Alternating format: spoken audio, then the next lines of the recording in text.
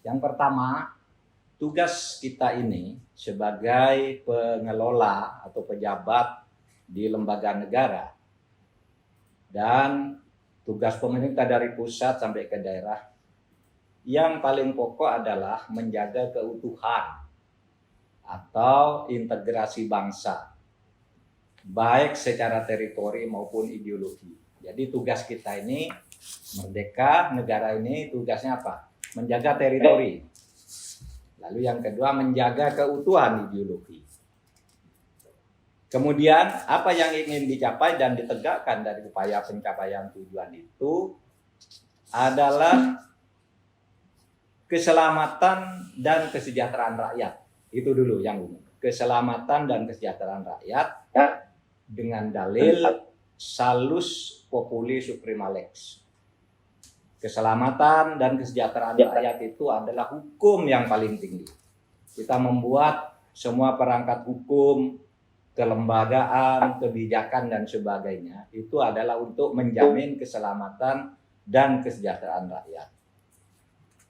Nah, sekarang kalau kita katakan tadi bahwa tugas kita itu adalah membangun kesejahteraan rakyat, menjaga keutuhan negara secara ideologi maupun secara teritori, maka saya katakan apa gangguan terhadap kedua hal ini?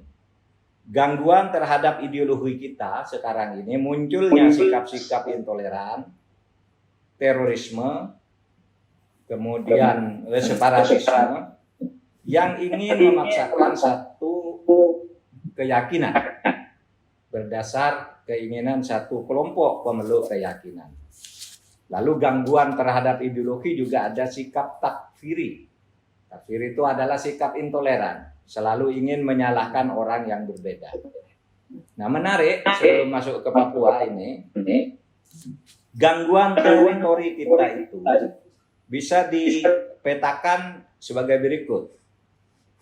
Di belahan barat, gangguan terhadap keutuhan teritori kita itu adalah intervensi atau masuknya atau penyelundupan kapal-kapal negara asing di Laut Natuna Utara atau di Tiongkok Selatan atau di Cina Selatan.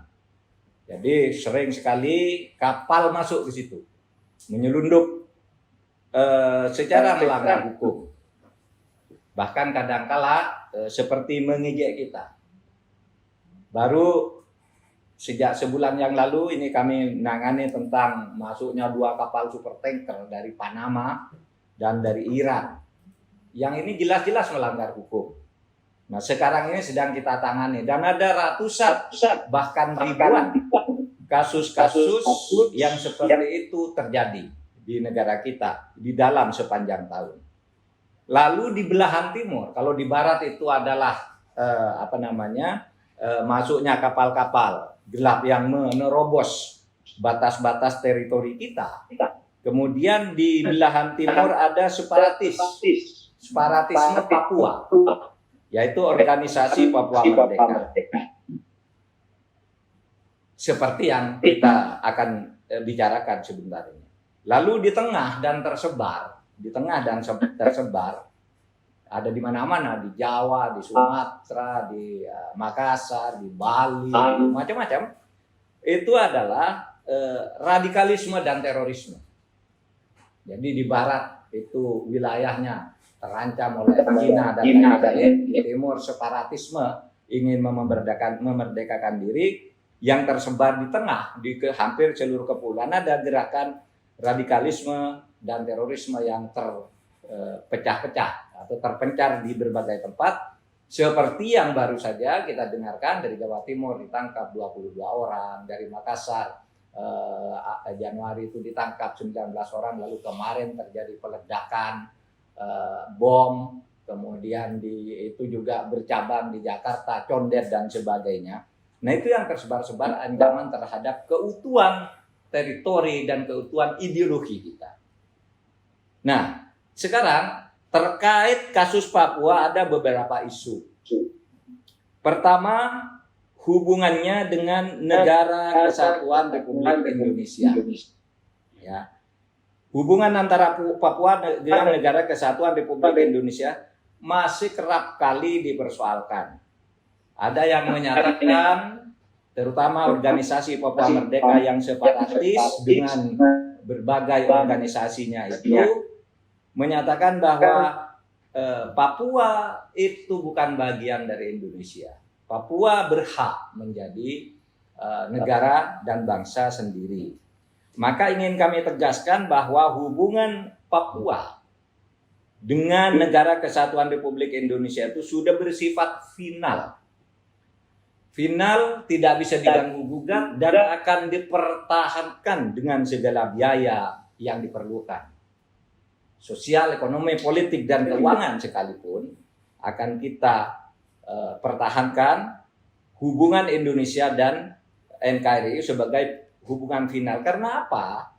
Karena keabsahan hubungan yang tidak dipersoalkan itu sudah dilakukan melalui Papra tahun 1969, pernyataan pendapat rakyat atau referendum pada tanggal 2 Agustus tahun 1969 yang kemudian itu disahkan oleh Majelis Umum Perserikatan Bangsa-Bangsa juga pada bulan November tahun 69 melalui resolusi tahun 2500 melalui resolusi nomor 2504.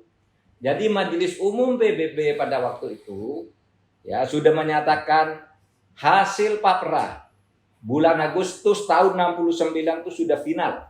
Bisa dipertahankan dengan kekuatan militer, kekuatan politik dan sebagainya oleh Negara Kesatuan Republik Indonesia melalui resolusi Majelis Umum PBB nomor 2504. Final. Dan sekarang ini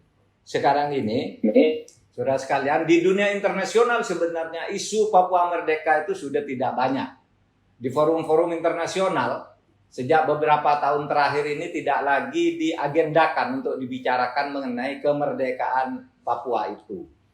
Nah, karena apa? Karena dia tidak masuk di dalam daftar Komite 24. Komite 24 PBB itu membuat daftar-daftar daerah atau bagian dari sebuah negara yang kemungkinan bisa memperjuangkan kemerdekaannya. Nah, Papua ini tidak masuk di dalam daftar ini. Kalau Timur Timur dulu memang masuk, Papua tidak masuk. Oleh sebab itu, ini prinsip harus kita tegaskan kepada siapapun, hubungan Papua Barat dan Papua itu sudah final dengan Negara Kesatuan Republik Indonesia. Kemudian isu berikutnya, pembangunan di Papua itu tidak merata. Pembangunan tidak efektif karena kemiskinan masih banyak, kesejahteraan rendah. Itu disebabkan oleh apa? Disebabkan oleh ya banyak hal, antara lain satu karena situasi keamanan yang tidak kondusif. Yang kedua korupsi. Nah, ini yang kaitannya dengan KPK nanti. Korupsi yang merajalela. Korupsi yang merajalela.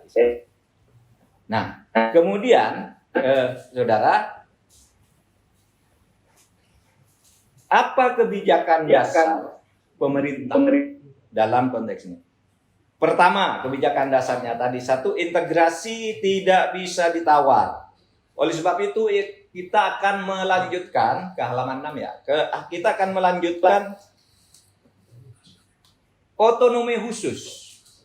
Bukan memperpanjang otonomi khusus. Ya. Karena otonomi khusus itu tidak perlu diperpanjang. Itu sudah berlaku sejak tahun 2001 dan tidak perlu perpanjangan. Terus apa yang diperpanjang? Yang diperpanjang itu hanya dananya, dana khususnya. Adapun struktur ketatanegaraan dan hubungan pusat dan daerahnya itu tidak ada perubahan apapun. Undang-undangnya tidak akan diperpanjang. Itu karena itu tidak perlu perpanjangan. Yang akan diperpanjang itu hanyalah ya dananya.